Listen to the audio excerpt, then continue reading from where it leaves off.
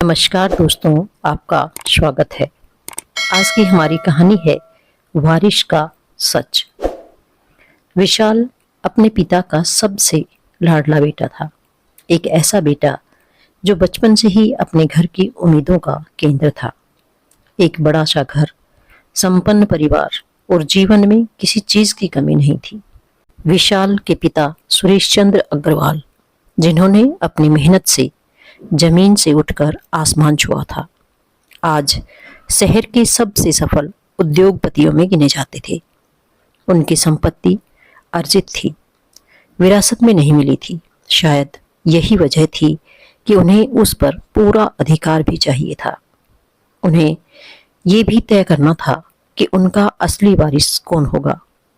एक दिन उन्होंने पूरे परिवार को इकट्ठा कर कहा, जिस बेटे के घर सबसे पहले पोता होगा वही इस परिवार का वारिस कहलाएगा। सब चुप हो गए थे। विशाल की बहन की शादी हो चुकी थी और बड़े भाई संजय के यहाँ 2 बेटियां थी। अब सबकी निगाहें विशाल की ओर थी, पर किस्मत आसान कहाँ होती है। विशाल और उसकी पत्नी सिम्मी की शादी को 5 साल हो गए थे, लेकिन अब तक कोई संतान नहीं हुई थी। तमाम इलाज, मंदिर, मन्नतें और डॉक्टरों के चक्कर सब बेकार गए। फिर एक दिन उम्मीद की एक किरण जगी। डॉक्टर ने बताया कि आईवीएफ प्रक्रिया उनके लिए उपयुक्त हो सकती है। बहुत सोच समझ के बाद विशाल और सिम्मी ने ये कदम उठाया और फिर एक चमत्कार हुआ। सिम्मी माँ बनी, जुड़वा बच्चों की माँ, एक बेटा और एक बेटी। पिताजी की आंखों में वर्षों बाद वैसी चमक दिखी जैसे उनके जीवन की सबसे बड़ी इच्छा पूरी हो गई हो। उन्होंने तुरंत ही अपनी आधी संपत्ति विशाल के नाम कर दी। बाकी की संपत्ति बड़े बेटे संजय और बेटी रेखा के बीच बराबर बांट दी। विशाल के लिए वो दिन किसी विजय से कम नहीं था। विशाल एक सुलझा हुआ, संवेदनशील, जिम्मेदार युवक और एक आदर्श बेटा, जिसने अपने पिता की उम्मीदों को कभी टूटने नहीं दिया। व्यवसाय में पिता के साथ कंधे से कंधा मिलाकर चलता और परिवार के हर निर्णय में उनका सबसे बड़ा सहारा बन चुका था। विशाल की पत्नी सिमी एक समझदार, सौम्य स्वभाव की महिला थी। उसने अपने जीवन में बहुत कुछ सहा था, खासकर उन 5 सालों में जब बच्चा नहीं होने की टीस हर रोज उनके दाम्पत्य को तोड़ती रही। लेकिन सिम्मी ने हमेशा हौसला बनाए रखा। विशाल का बड़ा भाई संजय शांत था, लेकिन भीतर ही भीतर उसके मन में कुछ घुटता था। पिता का दुलार कभी बराबर नहीं मिला और जब संपत्ति में कटौती हुई तो उसकी मुस्कान में हल्की खामोशी आ गई। उसकी 2 बेटियां थी और पिता की पोते वाली शर्त उसे भीतर तक चुभी थी। विशाल की बहन रेखा की शादी हो चुकी थी। वह एक साधारण घरेलू महिला थी और परिवार से जुड़ी हुई थी, लेकिन संपत्ति की दौड़ में दिलचस्पी नहीं रखती थी। उसके लिए रिश्ते पहले थे। विशाल के पिता सुरेश चंद्र अग्रवाल, जिनका जीवन एक प्रेरणा था, उन्होंने गरीबी से अमीरी का सफ़र अकेले तय किया था। उनका मानना था कि खून से नहीं, कर्म से पहचान बनती है। लेकिन शायद अपने अंतिम वर्षों में वे यह भी चाहते थे कि उनका वारिस सिर्फ नाम का नहीं, उनकी भावनाओं और परंपराओं का उत्तराधिकारी भी बने। जीवन खुशी खुशी बीत रहा था और फिर उनकी कहानी में आता है एक रहस्यमयी किरदार। वो पान वाला, जिसने विशाल के जीवन को बदल कर रख दिया। हर मोहल्ले में एक ऐसा इंसान होता है जिसे लोग पागल कहते हैं, जो बिना मांगे सलाह देता है और जिसकी बातों पर कोई ध्यान नहीं देता। वही किरदार था ये आदमी। उम्र में 55 के आसपास, उलझे बाल, फटी कमीज़ और आँखों में कोई अधूरी कहानी। कभी कभी वो विशाल को देखकर अजीब बातें करता। अरे तू तो खुद को नहीं जानता, तेरे घर की हंसी नकली है, तेरा बेटा तेरा नहीं है। लोग हंसते उसे पागल कहते और आगे बढ़ जाते। विशाल भी गुस्सा करता, लेकिन एक डर उसके अंदर गहराने लगता था। शहर के शोर में इस पान वाले की फुसफुसाहट एक ऐसी गूंज बनने लगी थी जिसे विशाल लाख कोशिशों के बाद भी अनसुना नहीं कर पा रहा था। सब कुछ ठीक ठाक चल रहा था, कम से कम बाहर से देखने वालों को तो ऐसा ही लगता था। बच्चे बड़े हो रहे थे, व्यापार फल फूल रहा था और विशाल को सब कुछ हासिल हो चुका था जो एक इंसान सपने में सोच सकता है। लेकिन एक दिन पान की दुकान के पास से गुजरते हुए विशाल को एक जानी पहचानी आवाज़ ने रोका। वही पान वाला, उलझे बाल, पिचके गाल और गंदी दाढ़ी में ढकी एक मुस्कान जो डरावनी लगने लगी थी। ओए विशाल बाबू, तेरा बेटा तेरा नहीं है। विशाल की रगों में जैसी आग दौड़ गई। क्या बकवास कर रहा है तू? जुबान काट लूँगा तेरी। उसने कॉलर पकड़ा, धक्का दिया। लोग इकट्ठा हो गए। कुछ ने रोका, कुछ ने खींचा, लेकिन पान वाला तो जैसे आग में घी डालने आया था। तू मारेगा? क्यों?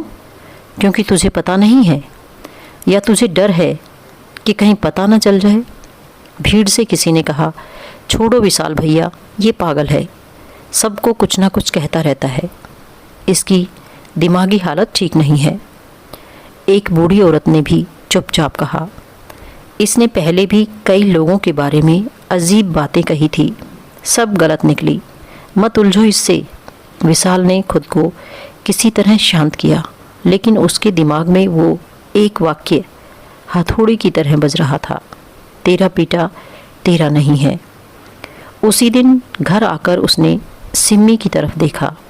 उसकी हंसी, बच्चों की मासूमियत, सब कुछ वैसा ही था, लेकिन अब सब कुछ वैसा नहीं लग रहा था। क्या यह सिर्फ एक पागल की बकवास थी, या उस बकवास के पीछे कोई छुपा सच? पिता अब नहीं रहे। सुरेश चंद्र अग्रवाल की मृत्यु एक युग के अंत जैसी थी।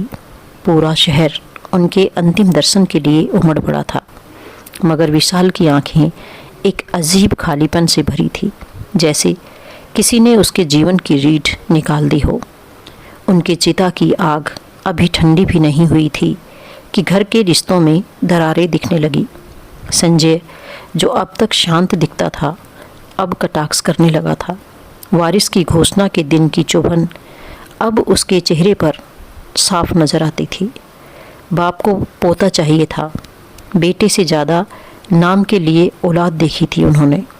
चलो, जो हुआ सो हुआ, अब क्या हम पर रहम करेगा तेरा बेटा? विशाल चुप रहता। उसे हर जवाब का मौका था, लेकिन वह खुद भी भीतर से टूटा हुआ था। पान वाले की बात, पिता की अचानक मौत और भाई की दूर होती आंखें, तीनों मिलकर उसका मानसिक संतुलन डगमगाने लगे थे। सिमी अब भी अपने पुराने रूप में दिखती थी, एक परफेक्ट पत्नी, एक परफेक्ट माँ। लेकिन अब विशाल की नज़रें उसकी हर मुस्कान में छुपी थकावट को तलाशने लगी थी। क्या वो कुछ छुपा रही है? क्या वो जानती है कि अंदर कुछ ऐसा है जो बाहर अभी तक नहीं आया? पिता की मृत्यु के बाद घर में सब कुछ वैसा ही था, दीवारें, फर्नीचर, तस्वीरें, पर हर कमरे में एक बेचैनी गूंजती थी, जैसे कोई अदृश्य परछाई वहाँ चल रही हो, जो सिर्फ विशाल को दिखती थी। रिश्ते अब खून के नहीं, कागजों के हो चुके थे। संपत्ति के हिस्से तय थे, लेकिन भावनाओं का कोई हिस्सा तय नहीं था। एक दिन मोहल्ले में खबर फैली कि वो पान वाला नहीं रहा। विशाल के दिल में एक अजीब सा सन्नाटा पसर गया। शहर की भीड़ भाड़ से दूर उसकी मौत पर शायद ही किसी ने ज़्यादा ध्यान दिया। कुछ लोगों ने राहत की सांस ली, कुछ ने सहानुभूति जताई और मोहल्ले ने अगली गपशप पकड़ ली। लेकिन एक शाम जब विशाल अपने ऑफिस से लौट रहा था, एक दुबला पतला नौजवान रास्ता रोककर खड़ा हो गया। सर, मैं रमेश हूँ, उस पान वाले का बेटा।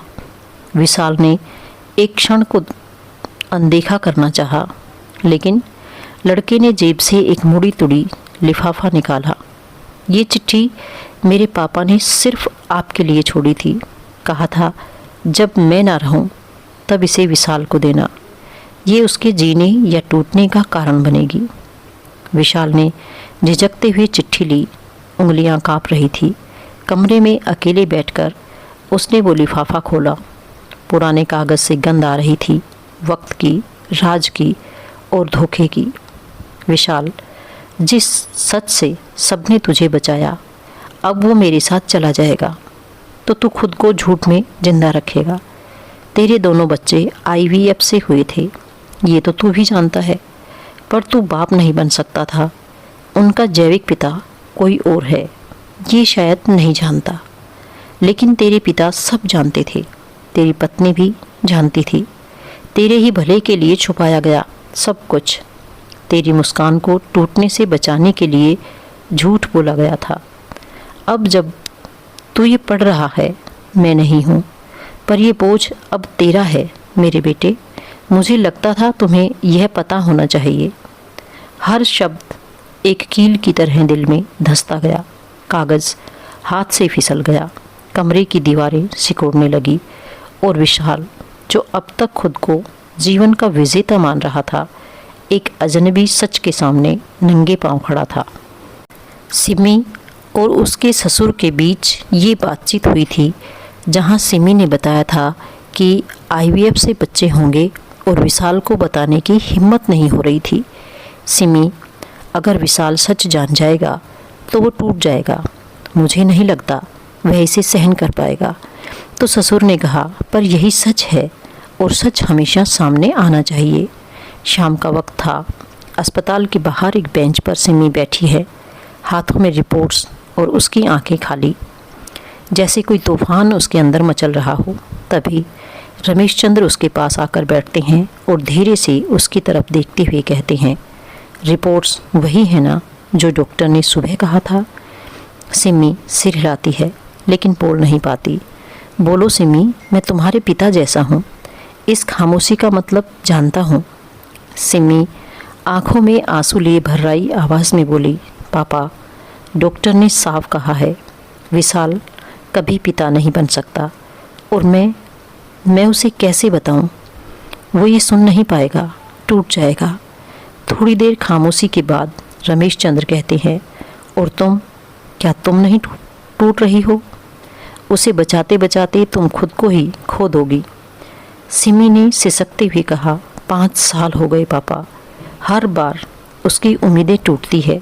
वो मंदिर गया, व्रत रखे, डॉक्टर बदले, एक बार भी शिकायत नहीं की। अब अगर मैं कहूँ कि वो पिता बन ही नहीं सकता, वो शायद जीना छोड़ दे। रमेश चंद्र जी गहरी सांस लेते हुए, आईवीएफ एक विकल्प है। विज्ञान ने रास्ते खोले हैं किसी डोनर से। सिमी, डोनर मतलब वो बच्चे विशाल के नहीं होंगे? रमेश चंद्र जी शांति से, शरीर का रिश्ता नहीं, दिल का रिश्ता सबसे बड़ा होता है। जब वो उन्हें अपनी बाहों में लेगा, उनकी पहली मुस्कान देखेगा, वो पल उसे बताएंगे कि वह एक पिता है। सिमी, पर सच, क्या ये सच हमेशा छुपा रहेगा? रमेश चंद्र जी कहते हैं, हर सच को बोलना जरूरी नहीं होता। कभी कभी सच्चाई सिर्फ दर्द देती है, समाधान नहीं। जब वक्त आएगा तुम खुद तय कर लेना बताना है या नहीं। लेकिन आज मैं तुम्हारे साथ हूँ। सिमी रो पड़ती है, पापा, मैं बहुत डरी हुई हूँ। डरना ठीक है, पर झुकना नहीं। जो कदम तुम उठाने जा रही हो वो तुम्हें माँ बनाएगा और तुम्हारा प्यार उसे बाप। हम उससे झूठ नहीं बोल रहे हैं, बल्कि कुछ बात नहीं बता रहे हैं बस। रात देर तक विशाल चुप बैठा रहा। चिट्ठी अब भी उसकी गोद में पड़ी थी, लेकिन उसका मन जैसे समय के हर हिस्से में बिखर चुका था। उसने खिड़की से बाहर झांका, जहाँ उसके दोनों जुड़वा बच्चे खेलते हंसते दिखाई दे रहे थे। वही बच्चे जिनके आने पर पिता ने अपनी आधी संपत्ति दे दी थी, जिनकी मासूम मुस्कान ने विशाल को एक पूरा इंसान बनाया था। अब वही बच्चे क्या उसके नहीं थे? उसने धीरे से पूछा खुद से, क्या ये बच्चे सिर्फ मेरे नाम के हैं? क्या मेरी बीवी, मेरी सिम्मी झूठ की ज़िंदगी जी रही थी मेरे साथ? पलंग की दूसरी तरफ सोई सिम्मी को देखने में उसे डर लग रहा था, जैसे पहली बार कोई पराया सामने हो। पापा जानते थे और फिर भी उन्होंने मुझसे कुछ नहीं कहा। एक तरफ गुस्सा, दूसरी तरफ वो दर्द जिसे शब्दों में बयान नहीं किया जा सकता था। बचपन की वो आवाज़ कानों में गूंज रही थी, मेरा बेटा मेरा वारिस बनेगा, मेरा नाम आगे बढ़ाएगा। और अब जैसे किसी ने सच की तलवार से उस आवाज़ का गला घोंट दिया हो। विशाल अब खुद से पूछ रहा था, मैं क्या हूँ? इन बच्चों का क्या? इस रिश्ते का क्या? उसे नींद नहीं आई। उस रात सिर्फ सवाल आए जिनका कोई जवाब नहीं था। उस चिट्ठी के बाद सब कुछ जैसे धीरे धीरे बदलने लगा था, या कहिए विशाल खुद बदलने लगा। जहाँ पहले बच्चों की हर मुस्कान उसके लिए, उसके चेहरे पर खुशी ला देती थी, अब वही मासूम हंसी उसे चुभने लगी थी। उनकी आवाज़ें अब कानों में शोरशी लगती थी। हर बार जब वो पापा कहते, विशाल का दिल कांप जाता। क्या मैं उनका पिता हूँ या सिर्फ एक नाम जो उनके जन्म प्रमाण पत्र पर दर्ज है? घर अब भी वैसा ही था, लेकिन विशाल की आंखों में सिम्मी के लिए वो भरोसा नहीं बचा था। रात को बिस्तर पर दोनों साथ सोते, साथ होते, लेकिन बीच में सन्नाटे की दीवार खड़ी रहती। एक रात सिम्मी ने पूछा, तुम मुझसे बात क्यों नहीं करते विशाल? विशाल ने बहुत देर तक उसे देखा, फिर बिना कुछ कहे करवट बदल ली। उसे शक नहीं था, अब उसे सच मालूम था। बाहर की दुनिया को अब भी वो परफेक्ट फैमिली लगते थे। बच्चे स्कूल में अव्वल थे, सिम्मी सामाजिक कामों में व्यस्त रहती और विशाल वो धीरे धीरे अपने ही घर में अजनबी बन गया। डायरी के पन्नों में अब वो सवाल लिखने लगा था, अगर मैं बाप नहीं हूँ तो क्या मेरा प्यार भी झूठा है? क्या सिम्मी ने मुझसे सिर्फ एक नाम के लिए शादी की थी? क्या पापा ने मुझे सिर्फ एक मुखौटा पहनाकर खुश रखा था?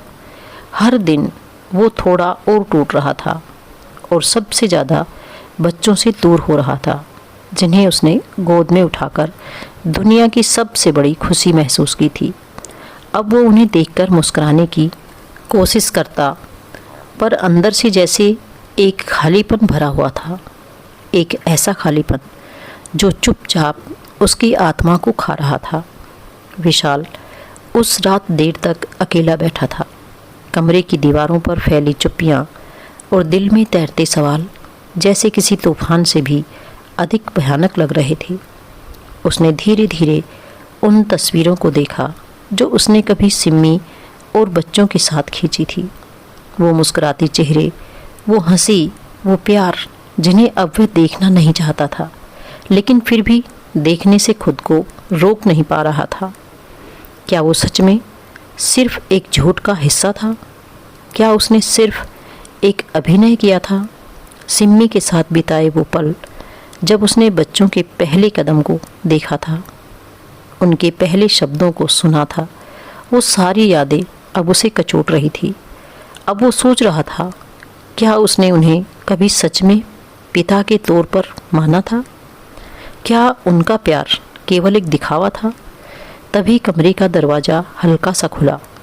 उसकी आंखें गीली थी और उसने देखा उसके दोनों बच्चे जुड़वां एक साथ खड़े थे। वो उसकी तरफ देख रहे थे, बिल्कुल वैसे जैसे पहले कभी ना देखा था। उनकी आंखों में एक सवाल था, एक डर था जो अब विशाल से नहीं छुप सकता था। विशाल को लगा जैसे बच्चे उससे पूछ रहे हों, पापा अगर आप हमें छोड़ देंगे तो हमारा क्या होगा? बच्चे छोटे थे, उनके सवाल ने जैसे उसके दिल के सारे दरवाज़ों को खोल दिया था। वो समझ गया कि वे केवल सवाल नहीं थे, ये एक दूरी का सवाल था जो उसकी अपनी ओर से धीरे धीरे उनके बीच बना था। उसने कभी महसूस नहीं किया था कि वो बच्चों से कितनी दूर हो चुका है, लेकिन अब सब कुछ बदलने वाला था। उसने गहरी सांस ली। वो उठ खड़ा हुआ, अपने बच्चों के पास गया और उनकी मासूम आंखों में देखा। एक ऐसी दुनिया जिसमें नफ़रत, झूठ या शक का कोई स्थान नहीं था। बच्चों, मैं तुमसे कभी दूर नहीं जाऊंगा। हमेशा के लिए तुम्हारा पापा रहूंगा, चाहे जो भी हो। विशाल ने धीरे धीरे दोनों बच्चों को अपनी गोदी में उठा लिया। उनकी नन्ही उंगलियों उसकी बाहों में समा गई और उनकी आंखों से वो आंसू बहने लगे जो वह कभी भी नहीं गिरने देना चाहता था। हर एक आंसू जैसे उसके दिल के किसी छुपे कोने से निकलकर बाहर आ रहा था। सभी सवाल, सभी शक, सभी भय अब धीरे धीरे धुंधले हो रहे थे। मैं उनका बाप हूँ, वो खुद से कह रहा था। ये मेरे बच्चे हैं और यही मेरी असली पहचान है। वह सोचने लगा, वो दिन जब उसके बच्चों ने पहली बार पापा कहा था, वो पल जब उन्होंने उसके साथ खेलते हुए उसे सबसे मजबूत आदमी माना था। क्या फ़र्क पड़ता है अगर वो जैविक पिता नहीं था? क्या फ़र्क पड़ता है अगर उसकी पत्नी ने उसे सच नहीं बताया? क्या फ़र्क पड़ता है अगर उसे कभी इस राज का पता नहीं चला? विशाल को एहसास हुआ वो उन्हें हर कदम पर सिखा रहा था। हर दुख में उनका साथी था और हर खुशी में उनका अभिन्न हिस्सा था। यही असली बाप होता है, जो सिर्फ खून से नहीं बल्कि हर ख्वाहिश, हर कदम और हर पल में अपना प्यार देता है। उसकी आंखों में आंसू थे, लेकिन साथ ही एक नई ताकत भी थी। वह जानता था कि इन बच्चों को उसे सच पता चला और इस सत्य को वह अपने दिल में हमेशा के लिए रखेगा। विशाल ने बच्चों को अपनी बाहों में समेट लिया। उनकी नन्ही आवाज़ों में सच्चाई और प्यार दोनों थे और यही उसे चाहिए था। उनके नन्हे चेहरों पर मुस्कान और उसकी आंखों में आंसू। वो एक पल था जब समय जैसे ठहर गया था। तुम दोनों हमेशा मेरे हो, विशाल ने उन्हें गले लगाते हुए कहा। उनके छोटे छोटे शरीर अब भी उसकी बाहों में समाये थे और वह महसूस कर रहा था कि सच्चा प्यार सिर्फ खून से नहीं बल्कि समर्पण से भी होता है। कुछ समय बाद विशाल ने सिम्मी की ओर देखा, जो चुपचाप कमरे के एक कोने में खड़ी थी। उसकी आंखों में डर और पछतावा था, लेकिन विशाल का दिल अब किसी अन्य भावना से भरा था। उसने धीरे से सिम्मी को अपनी ओर देखा और कहा, तुमने मुझसे सच छुपाया था सिम्मी। तुम जानती थी कि मैं इस राज को जानने के बाद टूट सकता हूँ, लेकिन जो मैंने पाया वो झूठ नहीं था। तुमने मुझे उन बच्चों से जो प्यार दिया वो सबसे सच्चा था और यही मायने रखता है। सिम्मी चुप थी, लेकिन उसकी आंखों में राहत और आंसू थे। वह चाहती थी कि विशाल उसे समझे और वह समझ गया था। उनकी कहानी अब किसी और मोड़ पर आ चुकी थी। वह कोई आदर्श या परफेक्ट अंत नहीं था, लेकिन वह समझ गया था कि रिश्ते में कभी कभी झूठ, छुपाए गए राज और गलतियां होती हैं, लेकिन प्यार और समझ से ही वे सच्चे होते हैं। परिवार में अब कुछ संतुलन था। विशाल और सिम्मी के बीच अब कोई दीवार नहीं थी, लेकिन एक हल्की दरार जरूर थी। प्यार था, पर विश्वास और समझ में एक छोटी सी कमी थी। हालांकि विशाल जानता था कि रिश्तों में कभी न कभी कुछ तो टूटता है, कुछ तो बनता है, और यही यथार्थ है। अब जब विशाल बच्चों के साथ घर में लौटता है तो वो जानता है कि जो भी हुआ वह उसका हिस्सा है। उनकी एक नई शुरुआत होगी जो पहले से कहीं ज़्यादा सच्ची और मजबूत होगी। लेकिन यह भी समझता है कि कुछ चीज़ें कभी पूरी तरह से ठीक नहीं हो सकती। कभी कभी रिश्तों में संतुलन ही सबसे बड़ी जीत होती है। तो दोस्तों, यह थी हमारी आज की कहानी। आपको कैसी लगी कमेंट करके ज़रूर बताएं, और यदि आप मेरे चैनल पर नए हैं तो इसे सब्सक्राइब भी ज़रूर कर लें। धन्यवाद।